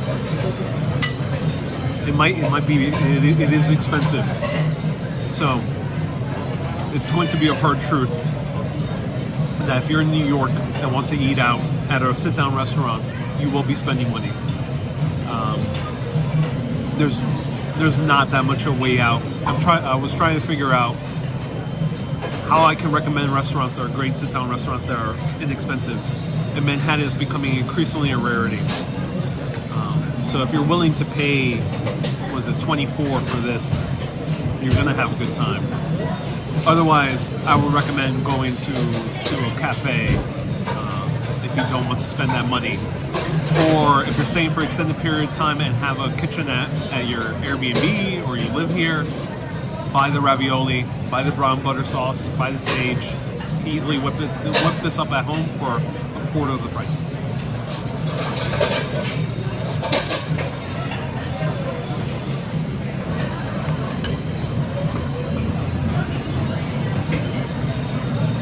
But here, in my opinion, if you just came out of the One World Trade Center or about to go to the One World Trade Center, which is the observation deck, the tallest building in all of America,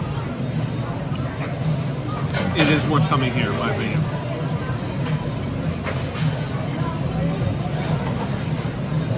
Hey, Rosie says, I'm having a meatball parm sub. That's awesome. There's a lot of great Italian-American places here in New York City, that's for sure. This is Italian, not Italian-American. So if you're looking to book a hotel, wow, Prism Life Studio changed up how they display. If you're looking to book a hotel, go to book.justwander.com/@ArielVera, and there you can book hotels up to 70% off. And this is a great deal for all of you because some savings are huge. For example, Kay saved 800 euros on her usual hotel here in New York. It's prominently located. It's a great deal. A few other people have found amazing deals right here, so check it out. The cool thing is I end up getting a commission off every hotel booking, so it's good for you and it's good for me. Here it is. book.justwander.com/@ArielVera. The link is always in the description, or you can write !hotels or click on my bio link to see the link as well.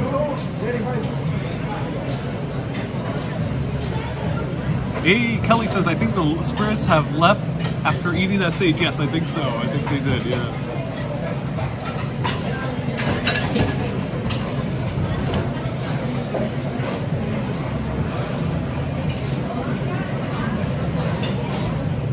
All right, everyone. I'm sticking around for 8 more minutes. Feel free to ask me anything. Happy to answer any questions. I'm so glad so many people tuned in today. This is Eataly, located in Westfield Mall, right by World Trade Center area. Outside the window, you see World Trade Center. It might be somber sight for some, but I think there's also a very pleasant area to dine as well. When are you coming back to the UK? I hope so at the very near future. Japan is becoming more of a possibility thanks to the success of shorts, so stay tuned everyone as well.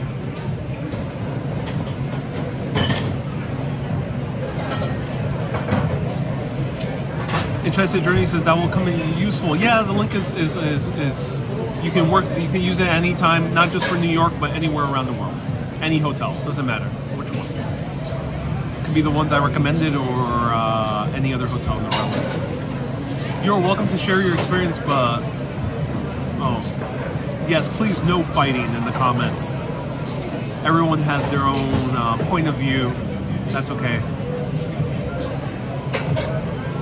Only said ravioli's forever a winner. Other great dishes here. The cacio e pepe is great. I do recommend it. Yeah, don't mind me, I'm still doing a video. So yeah, the cacio e pepe is good. The carbonara is good. A lot of other places are good. Japan would be awesome, says J Flox. Yeah. Have you ever been to Asia? Not yet. I've only been to the Asian side of Istanbul, which is in East Asia. Can't wait to go to East Asia. And Lovely says, definitely will remember that for booking hotels. Oh, so glad. That's awesome. Are you coming back to Wales? Says Katrina, do you enjoy Wales? I immensely enjoyed Wales. I can't wait to go back to Wales. I would love to dedicate a trip to Wales and to Cornwall specifically when I go back to the UK. And we need more information about those drink happy hours in New York. I'll try to search up more happy hours. I don't know too many off the top of my head. Contrary to my live videos, I don't actually drink too much. Usually do it for the live videos just because it's fun. Or when hanging out with a friend or on a date or something like that. But that's why I'm not too well versed in happy hours yet. But I'll look into it. Lenga says, please visit Malaysia. I would love to go to Malaysia. I heard many great things. I would love to see the architecture there. NYC is the best in Christmas time, says Star. It really is. It really is. And Hoff says, what are your Christmas plans? Spending it with family, but you'll see more Christmas live videos here in New York. Stay tuned. You're doing good, says Cornello. Thank you so much, Cornello. I appreciate that. Kelly, I appreciate the super chats. I appreciate it. Thank you so much. And Kelly says, I'm such a foodie. Oh, so glad you are. That's awesome. The drink is not good. It damages the liver and the brain. Oh. It depends. I disagree with that. Tom. There's plenty of people who have lived very long lives having a nice drink ever so often. If it doesn't work with you, it doesn't work with you. If it's not according to your belief system, don't do it. Of course. But otherwise, I wouldn't demonize it, personally. Robin says, I am curious how long it took to plan and book flights for your recent European trip. I have one live video on it. Check out my live video in Scotland. It was the last one I did in Scotland. I can talk a little bit more at length on how I plan my trips. Not too long. I have one dedicated video on it for how I plan Seattle and Chicago. I plan only about a month in advance. Best subway station near the vessel, says Inspire Life. The 7 train is going through some issues, so it's not open all the time. I would recommend just getting off Penn Station and walking. So Penn Station has the ACE and the 123. Will you be doing a live stream on Christmas Eve? Maybe. Stay tuned. Maybe. I'm not entirely sure. If I do, maybe it'll be very early in the day. And Martin says, keep the content coming. Oh, thank you so much, Martin. All right, everyone. Thank you so much for tuning in. Highly recommend this pasta. This is ravioli azuca, which is butternut squash ravioli. Highly recommend it. The Negronis actually are really good here. And here in Eataly is amazing. Thank you everyone so much for tuning in. See you tomorrow at 4 p.m. for more Christmas vibes in this beautiful city. Keep being awesome and always keep on exploring. Have a good day, everyone.